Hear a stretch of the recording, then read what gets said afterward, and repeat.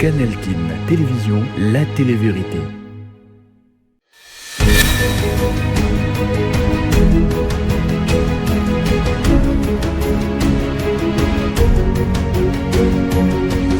Canal Kin Télévision, la télé-vérité.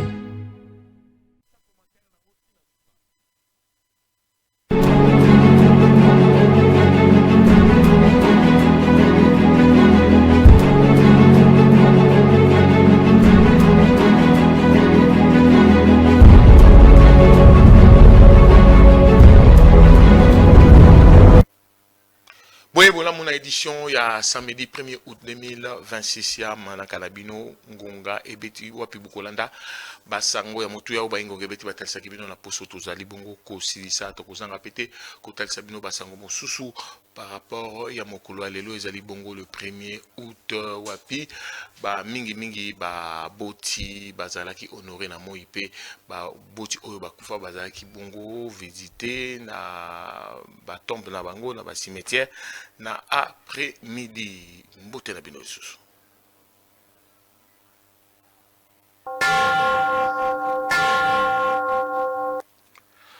tofungoli bongo na basango ya tata mokonzi ozali bongo koba na visite d'itinérance na ye na province ya Okatanga bongo sima ya kozala na Kamina penakani ya makasi na province ya Olomami tata mokonzi kitaki bongo na Lubumbashi wapi ambiance ezalaki bongo makasi bilenge basi pe mibali bayaki na aéroport ya Luano pona koyamba bongo tata mokonzi Félix Antoine Tshisekedi Tshilombo na ba drapeau ya ba parti ya Union Sacrée bongo pepo ya tata mokonzi ekomaki bongo na tarmac wapi na bokiti na ya mbambo yaki na gouverneur intérimaire ya province ya Okatanga na président ya Sénat premier ministre pe ba président ya ba cour nyonso mibale na bobimi na ye azwaki bon ben de foule population et qui koyamba ye pe simande azwaki nzela pona kokende na résidence na ye wapi akozala bongo na ba activité ebele akoyamba bongo na audience ba notable ba député ba sénateur pe ba représenter la société civile akozala bongo na inauguration ya hôpital ya Machipita pe akokamba bongo conseil de sécurité élargi na ba responsable nyonso ya Okatanga akoboucler bongo na likambo ya monene ya koinaugurer nouveau palais de justice ya Lubumbashi pe akosukisa bongo na visite d'inspection na aéroport ya Luano place Misala ezali bongo ko Salema toko zongela yango na ba édition na biso ezali koya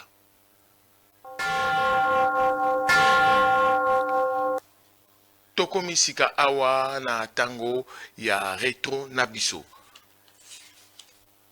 mokolo ya lendi baingonge beti batalisa kibino ndenge audience esalamaki bongo na cour de cassation wapi mwana mboka Constant Mutamba ancien ministre de justice aboyaki bongo kokoba na audience pe abimaki pona kotalisa kanda na ye pona ye ezali bongo respecté ya ba procédure judiciaire pe bolandaki audience foraine oyo esalemaki na terrain ya Kisento wana kitomesa esika wapi deux malfrats pe deux criminels bazalaki mon condamné à mort bolanda akomaki na ambulance na cour de cassation mokolo ya lundi 27 juillet 2026 lokola na audience ya liboso mwana mboka Constant Mutamba amonanaki na mwa nzoto makasi nsima na ye kosalue foule akotaki mbala moko na salle kasi kaka na libandeli ya audience ancien ministre ya justice adénonçaki eloko oyo azali bongo koqualifie ya violation ya droit ya défense na kotalisaka ete azalaki autorisé te ya kosoulever ba exception to pe bambeba ya procédure avant cour ekoka bongo koleka na examen ya affaire oyo na mozindo na kotala kati situation ngo ndenge ezalaki kose présenter mwana mboka Constant Mutamba aboyaki na ye kocontinue audience apréféraki abima bongo na salle na kotalisaka ete azali prêt ya komela sigi to pe poison lokola Socrate plutôt que ya kondima ba irrégularité oyo azali bongo komona na bobimi na ye abetsaki ngonga boye liboso ya bapanzi sango. Et on arrive ici et on regarde le dossier. La citation à prévenu est une fausse citation. Chers compatriotes, qui reprend des fausses mentions m'attribuées. Les greffiers de la Cour de cassation, messieurs Kinakina, et qu'ils sachent que nous allons le pourchasser jusque dans un temps. Ce pays n'appartient pas à un groupe d'individus. Ce pays, la justice ne devrait pas être confisquée par un groupe de mafieux. C'est quoi cette affaire? C'est quoi cette affaire? Les greffiers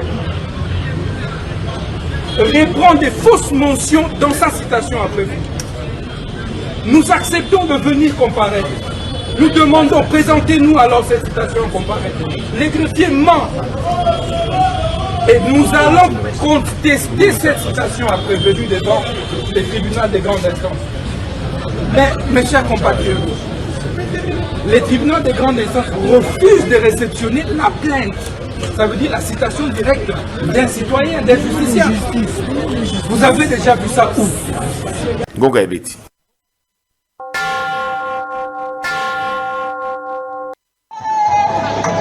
Bazalaki au total 13 kuluna pona kozela bongo verdict na bango liboso ya tribunal militaire garnison ya Kinshasa Matete na audience foraine oyo esalemaki bongo na terrain kitomesa na quartier Dingidingi na commune ya Kisenzo mokolo ya lundi 27 juillet 2026 oyo wapi sima ya kosambisa bango pe koyoka ba témoin tribunal ekondamnaki bongo mibale na peine de mort na ndenge bakotelaka bato na mandoki na kati ya bandako mibale bazalaki akite pe le reste bazalaki bongo condamné na 20 ans de prison. Bolanda akite bilenga bofungola bango singa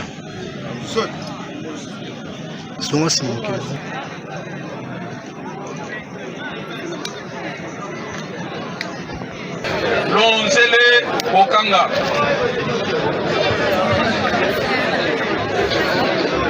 Papa, pour nous rappeler ce que tu as prison, en salle de c'est le soin à Bibi, à oui, besoin de la paix, ma paix. Dans la Biloma Bilama, à qui n'a pas attaqué soldat.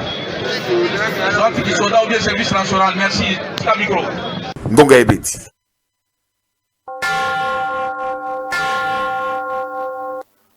Mokola mardi bolanda kindenge cour constitutionnel et randaki bongo arena yango na oetali bongo conformité topé kolonga bana ya loi référendaire na constitution au arrêt oetangamaki pa président na mwana mboka Dieudonné Kamoleta pe bolanda ki ndenge vice premier ministre le transport voie de communication pays des enclavements à Jean-Pierre Mbemba Gombo à Salaki Vongo visite d'inspection pour nos quotas la misala nyonso les aliments kusala mana aéroport ya Bunia ya Lumbashi pe ya Kananga Olanda.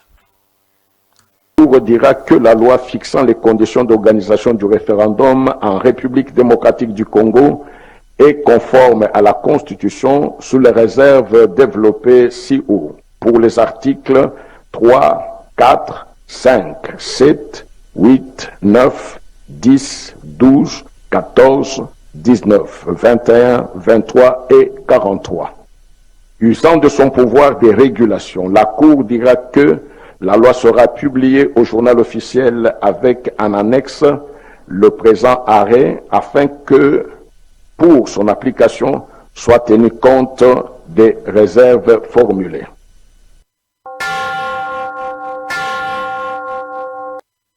Vice-premier ministre, ministre des Transports, voies de communication et désenclavement, Mwanamboka Jean-Pierre Bemba Gombo, à Salaki Mokolo à lundi 27 juillet 2026, Oyo, tourné Moko et inspection dans l'aéroport, ya Bunia, Lubumbashi, Pekananga.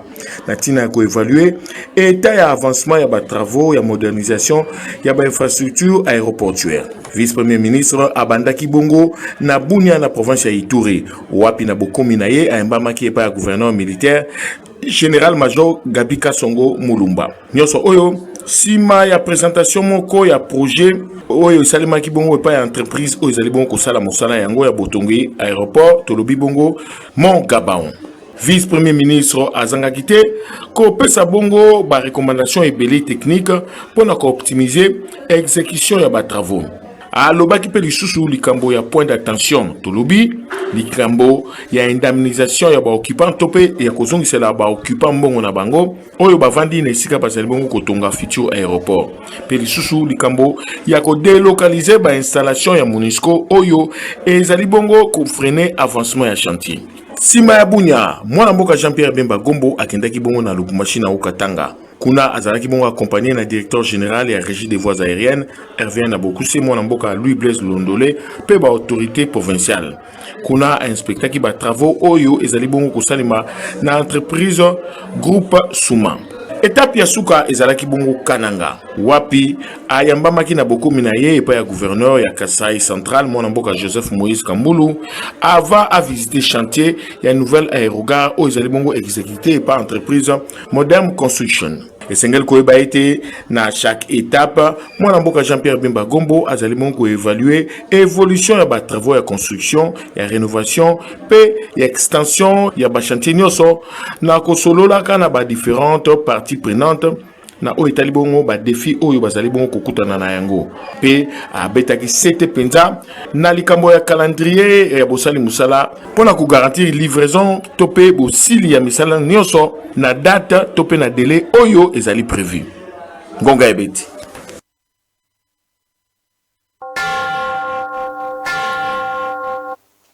mokolo ya mercredi baingonga ebeti batalisaki bino mo arrivé à Tata Mokonzi na Kamina na province ya Okatanga wapi azalaki bongo abandaki bongo visite d'itinérance na ye pe bolandaki ndenge na niveau ya ministère ya genre famille et enfant balansaki officiellement quinzaine ya femmes africaines bolanda. Kamina ezalaki ya koninga na mokolo ya mercredi 29 juillet 2026 oyo pona koyamba Tata Mokonzi Félix Antoine Tshisekedi Tshilombo oyo akomaki kuna na visite moko ya itinérance aérodrome civil ya Kamina pe ba artère to pe banzela ya minene ya zinga ezalaki bon coloré na ba drapeau ya ba parti politique membre ya Union Sacrée de la Nation. Na bokomi ya avion na aérodrome Tata Bokonzi na bokiti na ye ayambamaki bongo epai ya gouverneur ya province Mahmoud Banza Mouloumé pe azwaki ba honneur militaire yambo ya kopasser en revue ba troupe ya garde républicaine oyo bazalaki wana. Simande akendaki ko saluer ba animateur ya ba différentes institutions oyo bazalaki déjà sur place kuna na Kamina ba députés nationaux pe provinciaux élus à Olomami pe délégation monene ya ba chef traditionnel oyo bazalaki elongo na ba notable ya province. Bango baso bayaki ko saluer Tata Mokonzi pour la ko souhaiter bienvenue. Na bobimina ye na aérodrome Tata Mokonzi a préféré ki kotambola na makolo pona ko communier malamu na population na ye ya Kamina lokola Tata malamu bolanda.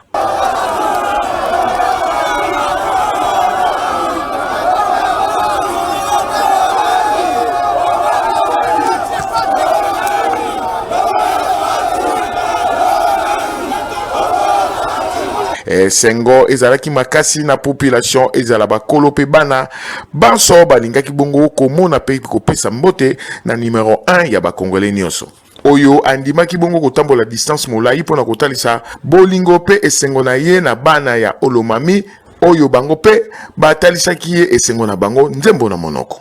Ngonga ebeti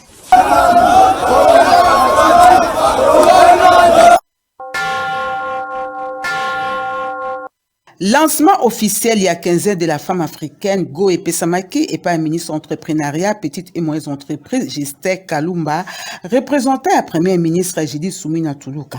Et pas Iwapi a réaffirmé qu'il volonté à gouvernement, il y a encore renforcé ba initiative en faveur ya promotion et à droit de la femme et autonomisation na bango économique. Pour l'édition OYO 2026, République démocratique du Congo a retenu terme local à terme national, droit garanti, autonomisation durable pour toutes les femmes et les filles en RDC.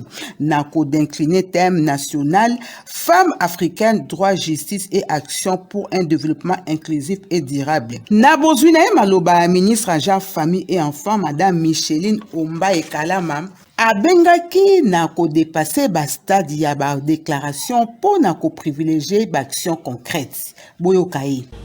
Chères femmes africaines, c'est avec un profond sentiment d'honneur, de responsabilité et d'espérance que je prends la parole à l'occasion du lancement officiel de la quinzaine dédié à la célébration de la Journée internationale de la femme africaine. La rencontre d'aujourd'hui est bien plus qu'une ouverture protocolaire. Elle est un appel à la conscience nationale. Esengeli koyeba ete Madame Micheline Umbaye arandaki hommage na ba femme congolaise mingi penza oyo bazali affecté na ba conflit na kati ya parti est la République démocratique du Congo na ko saluer résilient na bango pe rôle na kati ya cohésion familiale pe na reconstruction nationale. Placé sous au patronage du président Félix Antoine Tshisekedi Tshilombo, chef de l'État, pe champion africain de la masculinité positive, quinzaine oyo ezali espace moko de réflexion, mobilisation pe d'action et pas wapi activité ebele ezali prévu mingi penza, conférence internationale sur les régions de Grand Lac, Forum des femmes d'impact d'Afrique pe sous célébration officielle ya JIFA 2026 pe remise ya ba trophée étoile award. Na nzela ya programmation oyo ministre en genre famille et enfants ati célébration de la femme africaine na kati ya engagement collectif pe ba résultat concret elongo na ba ambition ya kosala autonomisation durable ya ba femme pe ba fille lever moko ya développement inclusif ya République démocratique du Congo. Ngonga ebeti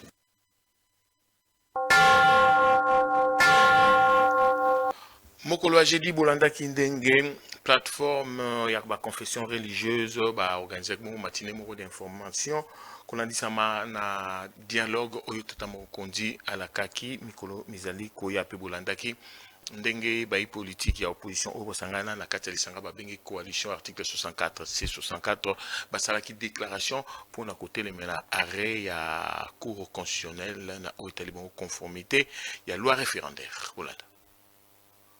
La Cour constitutionnelle n'a pu rendre son arrêt transgressif qu'au prix d'une négociation entre les règles constitutionnelles claires et les violations grossières et manifestes de la Constitution qui ont engendré un texte déclaré conforme par la Cour constitutionnelle, mais frappé pour plus du quart des articles de réserve d'interprétation.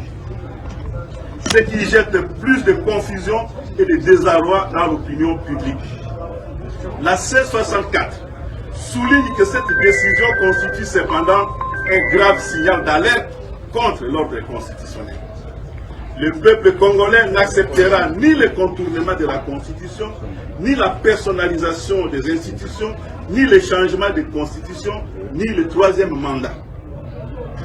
Conformément à son communiqué du 20 juillet 2026, la coalition article 64 fixe rendez-vous au peuple congolais le 15 août 2026 pour la suite des actions.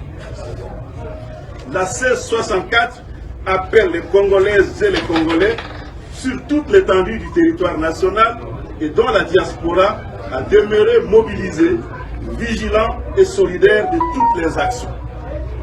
Aucune institution n'est au-dessus de la Constitution. Aucun pouvoir n'est supérieur à la volonté souveraine du peuple exprimée dans le respect.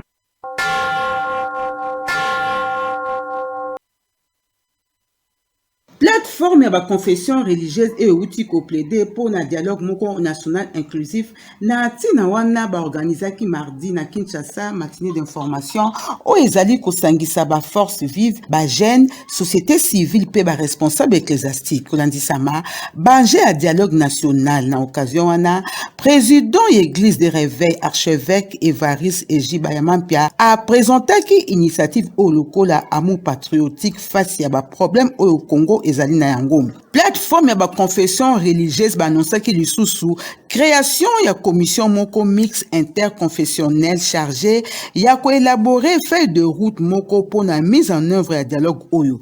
Ngonga ebeti.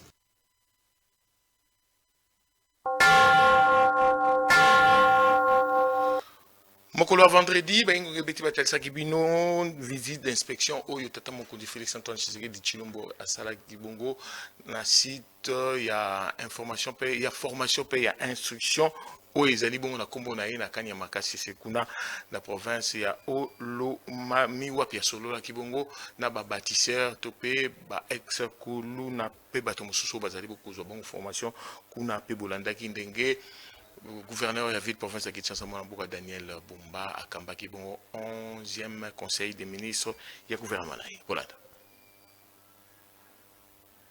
azali kokoba kaka na visite na ye itinérance na province ya Olomami. Tata mokonzi Félix Antoine Tshisekedi Tshilombo oyo akomaki mokolo ya mercredi 28 juillet 2026 oyo na Kamina pe nsima na pokwa wana akendaki bongo na kanya makasese asalaki bongo mokolo ya jeudi 30 juillet 2026 oyo visite moko ya inspection ya centre d'encadrement pe instruction oyo ezali bongo na kombo na ye kuna na kanya makasese. Pona mbala ya mibale depuis création ya centre oyo tata mokonzi alingaki ye moko a constaté na miso évolution ya projet oyo akelaki uta 2020 pona ko transformer bilenge ebele na ba acteur ya développement ya mboka na kopesaka bango nzela ya sika.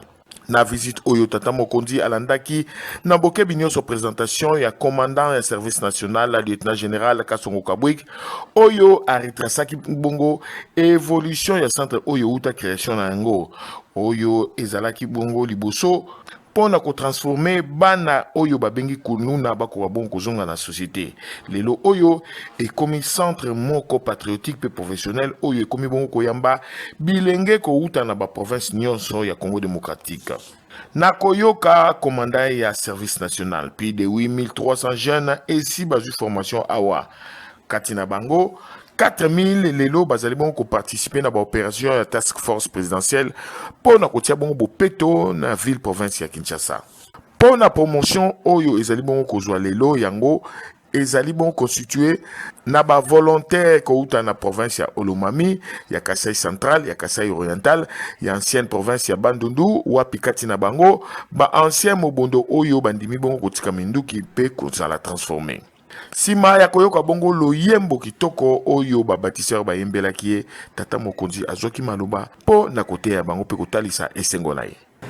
Nayoki esengo tango nayoki na banzembo na bino bozali na détermination makasi ya kobundela mboka pe kobenga na banguna.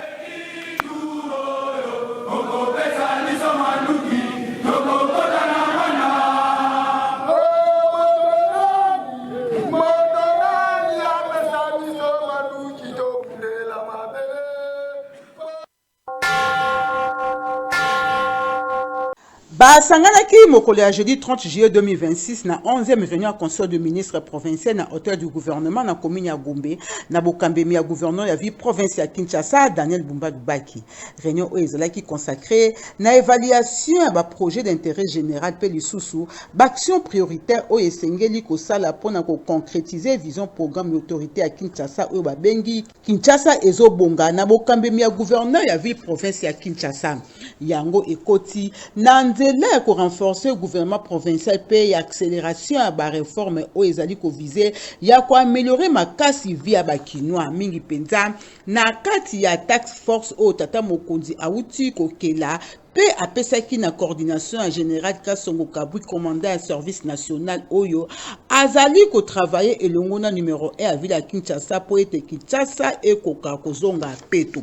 Et sengeli koyeba ete vi province ya Kinshasa ba problème ebele kati nango likambo etali sécurité salubrité sociale et sengeli na gouvernement provincial asala makasi po ete capitale ekolo Congo démocratique ezonga ndenge ezalaki Kinshasa la belle ngonga ebeti.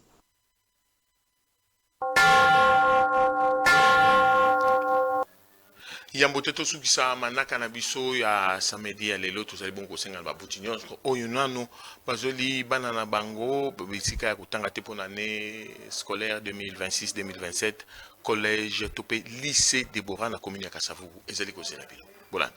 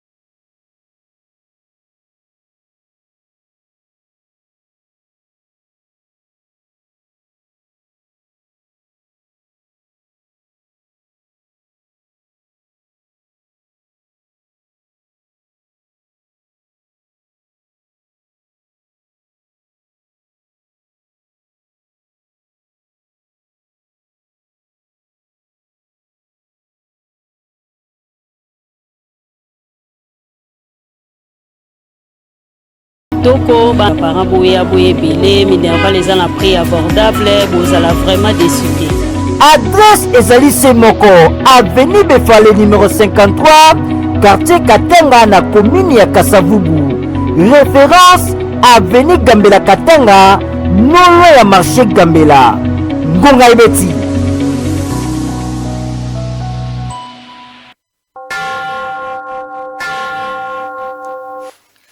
Awande na zindikisa kusukisa bongo manaka ya samedi 1er août 2026 wa pibolanda ki batsangwa motuya obengo kebeti batalisa kibino na poso tozali bongo kosisa pe bozwaki mwa ndambo ya bansango oyo lengela maki pona mokolo ya lelo mokolo ya lundi 3 août 2026 oyo kozala bongo journée férié chômé payé kolandisa mana ndenge mokolo ya 1er août koyaki un samedi mifika na mboma nde ya kozala wana mpona kopesa bino basango mosusu ya ngonga ebeti bobotoma botama bino.